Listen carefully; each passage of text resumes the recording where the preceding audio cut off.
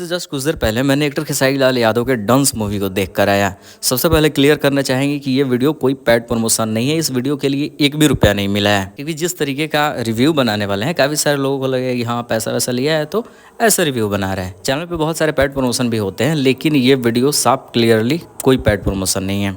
अभी स्क्रीन के ऊपर दिखाई दे रहा होगा सिनेमा हॉल का भीड़। पहले यहीं से शुरुआत करना चाहेंगे। खैर मोतिहारी का पायल हॉल है, लेकिन सबसे पहला सवाल है कि आखिरकार भोजपुरी इंडस्ट्री की कोई फिल्म देखने के लिए ऑडियंस पहुंच क्यों नहीं रही है? क्योंकि हॉल का स्थिति पूरा ख़राब है। मतलब मजबूरी में फिल्म को जाकर देखना पड़ा है, क्योंकि फर्स्ट डे फर्स्ट शो का रिव्यू था तो रिव्यू था। गिने चुने मात्र 40 से 50 लोग आए होंगे, 50 से ज़्यादा तो होंगे नहीं। खैर डंस की बात करें, जिस लेवल का फिल्म बना है भोजपुरी इंडस्ट्री के इतिहास में इस फिल्म का लेबल हमेशा अलग रहेगा। लकीर फकीर की बातें होती है, लेकिन खेसारी लाल यादव ने डांस फिल्म सच में बनाया है। मैंने पिछले कुछ सालों में बहुत सारे भोजपुरी फिल्म को देखा है, लेकिन पिछले 10 सालों में ऐसा कोई फिल्म नहीं देखा जो इस लेवल का फील दिला दे। सत्या फिल्म में हल्का सा कुछ फील आया था, लेकिन सत्या से भी बेहतर है।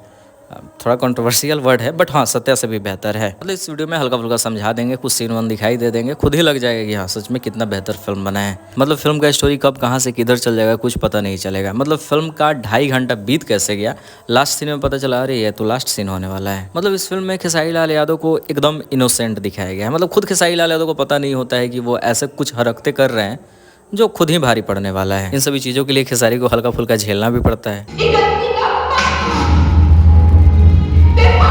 इस फिल्म का डायरेक्शन सच में बहुत ज़बरदस्त हुआ है। खेसारी लाल यादव को अलग अलग एंगल से दिखाया है, बहुत बेहतरीन एंगल था वो। मतलब भोजपुरी इंडस्ट्री में एक बेस्ट फिल्म निकल कर सामने आई है। यहाँ लैब वैब का सीन भी था, बहुत ज़बरदस्त लगा। हर एक चीज़ों को बहुत ही डीपली, बहुत ही बारीकी से समझाने की कोशिश की है। अगर कोई स्टोरी आगे जा रहा है तो उसको फ्लैशबैक में ले जाकर फिल्म को डीपली समझाने की कोशिश की है। फिल्म का लव एंगल भी उतना ही दिखाया है जितना इस फिल्म में ज़रूरत था, जितना अच्छा लगता है इस फिल्म में। फिल्म में बेहतर इमोशन है, बेहतर कॉमेडी है, बेहतर सस्पेंस है, और सबसे बेस्ट फिल्म का मेन पॉइंट जो है वो है फाइट। मतलब इस लेवल पे अब तक के भोजपुरी सिनेमा के इतिहास में ऐसा फाइट किसी फिल्म में देखने को नहीं मिला। कुछ सीन ऐसे हैं जिसको हम दिखा भी नहीं सकते हैं, क्योंकि यूट्यूब का एक अपना रूल है जो कि कम्युनिटी गाइडलाइंस को फॉलो करते हुए, सब चीज़ को बताते हुए और लोगों के इमोशन का भी ख्याल रखते हुए। क्योंकि अगर सीन दिखा देंगे तो रूह कांप जाएगा और बहुत सारे लोग तो सिनेमा घर में जाकर वोमिटिंग करना स्टार्ट कर देंगे। अभी जो स्क्रीन ऊपर दिखाई दे रहा होगा ये क्या है? ये किसी इंसान का वो बहुत स्पेशल चीज़ है जो कि अलग हो चुका है।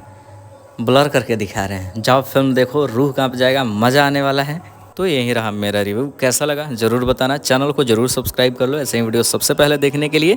और देखो इस फिल्म पे मेरा थॉट्स यही है कि खेसारी लाल यादव का ये फिल्म फ्लॉप हुआ, ज़्यादा कमाई नहीं कर पाया, तो मानो कि भोजपुरी फिल्म इंडस्ट्री आने वाले कुछ सालों तक आगे नहीं बढ़ सकती है। क्योंकि अगर इस लेवल के फिल्म को भी सपोर्ट नहीं करोगे तो फिर क्या ही उम्मीद किया जा सकता है। देखो मुझे लोग जानते हैं पवन सिंह के यूट्यूबर हैं, ज़्यादातर पवन सिंह का ही न्यूज़ बनाते हैं। खेसारी लाल यादव का अगर ये फिल्म ख़राब होता तो हम सबसे पहले अगर ख़राब रिव्यू देते। सिनेमा घर में भीड़ कम था, मैंने भीड़ कम दिखाया है, लेकिन इस लेवल का फिल्म नहीं बना, मैंने ये भी बोला। तो जितना हो सके इस वीडियो को शेयर कीजिए ताकि सबको पता चले। मिलते हैं बहुत जल्द किसी नए वीडियो के साथ।